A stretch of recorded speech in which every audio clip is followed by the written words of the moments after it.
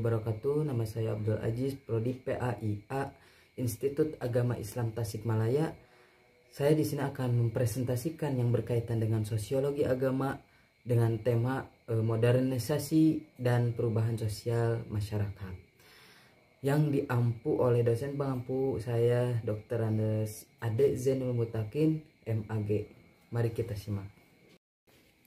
Oke, sebelum kita mengulas secara lebih dalam tentang tema kita yang tadi, kita ulas dulu tentang modernisasi itu apa. Nah, untuk modernisasi ini yaitu proses perubahan sosial dari masyarakat tradisional menuju masyarakat modern. Nah, proses ini juga dianggap sebagai suatu kemajuan dan perwujudan dari peradaban manusia.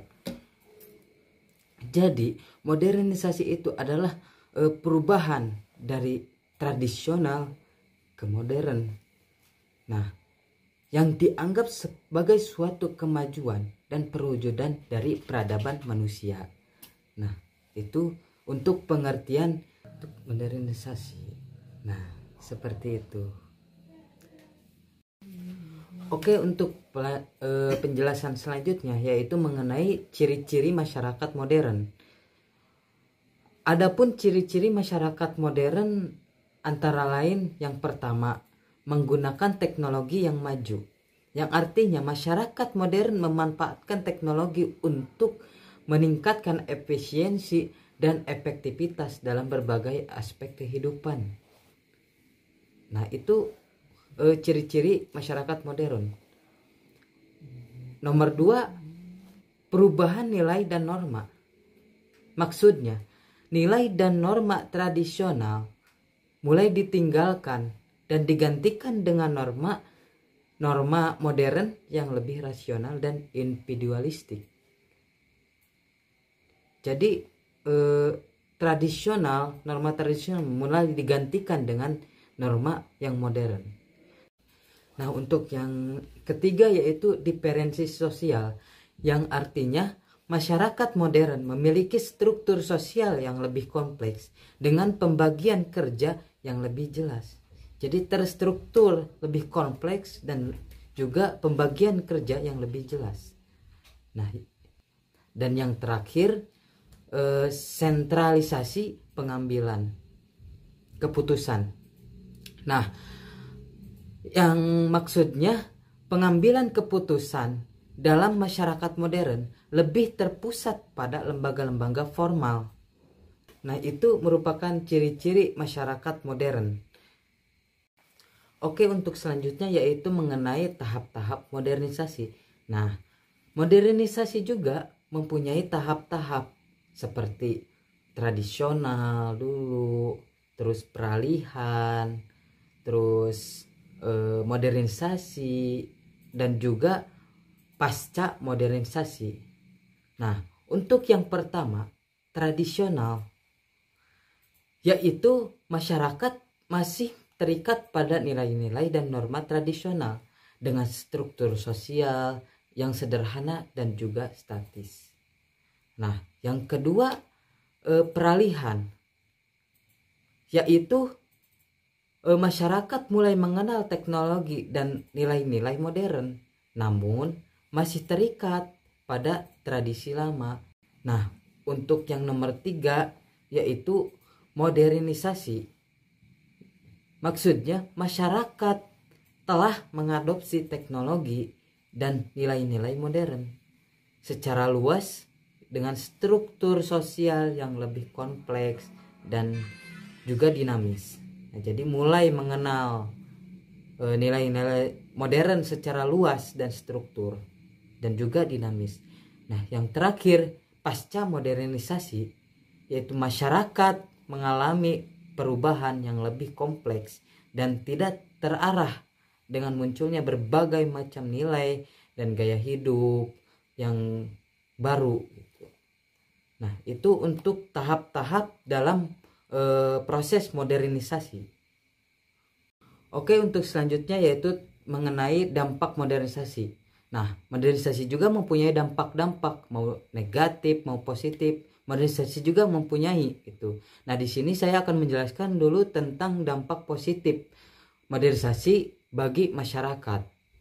Nah, untuk yang pertama, dampak positif bagi modernisasi bagi masyarakat yaitu peningkatan taraf hidup, yang artinya masyarakat modern umumnya memiliki taraf hidup yang lebih tinggi dengan akses terhadap pendidikan, kesehatan, dan layanan publik yang lebih baik. Nah, itu untuk dampak positif yang pertama dari modernisasi bagi masyarakat. Nah, untuk yang kedua yaitu tentang perkembangan ekonomi, yang artinya modernisasi mendorong pertumbuhan ekonomi dan menciptakan lapangan pekerjaan baru. Nah, untuk yang ketiga yaitu kebebasan individu. Masyarakat, yang artinya masyarakat modern memiliki banyak kebebasan untuk berekspresi dan menentukan pilihan hidupnya masing-masing. Nah, itu untuk dampak positif dari modernisasi bagi masyarakat. Nah, setelah tadi menguraikan tentang dampak positif dari modernisasi bagi masyarakat, modernisasi ini juga memiliki beberapa dampak negatif, seperti ketimpangan sosial, yang artinya modernisasi dapat memperlebar ketimpangan sosial antara kelompok kaya dan miskin. Nah, untuk selanjutnya yaitu kerusakan lingkungan, yang artinya penggunaan teknologi yang berlebihan dapat menyebabkan kerusakan lingkungan, ya seperti pabrik-pabrik yang membuang limbah ke sungai mungkin dan lain sebagainya. Nah, yang terakhir yaitu krisis identitas, yang artinya perubahan nilai dan norma yang cepat dapat menyebabkan krisis identitas bagi individu dan masyarakat. Nah, itu untuk dampak negatif dari modernisasi bagi masyarakat. Oke, selanjutnya yaitu tentang peran teori modernisasi. Nah, modernisasi ini juga mempunyai peran penting bagi masyarakat. Nah, teori modernisasi ini mempunyai peran yaitu memberikan kerangka berpikir untuk memahami proses perubahan sosial yang terjadi di masyarakat. Nah, teori ini juga dapat digunakan untuk merumuskan kebijakan dan program pembangunan yang bertujuan untuk mendorong kemajuan masyarakat tersebut. Nah, setelah saya tadi uraikan mengenai modernisasi, tentang pengertian, ciri-ciri, tahap-tahap modernisasi, dampak juga dan peran modernisasi bagi masyarakat, kesimpulannya dari teori ini yaitu salah satu teori penting dalam sosiologi untuk memahami proses perubahan sosial. Nah, teori ini memberikan gambaran tentang bagaimana masyarakat tradisional berubah menjadi masyarakat yang lebih modern.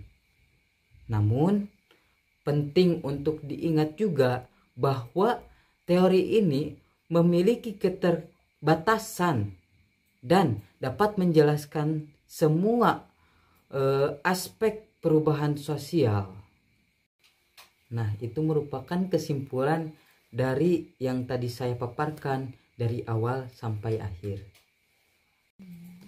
Oke, mungkin itu saja yang dapat saya presentasikan dan saya paparkan. Kurang lebihnya saya mohon maaf. Wabillahi hidayah wa taufik. Wassalamualaikum warahmatullahi wabarakatuh.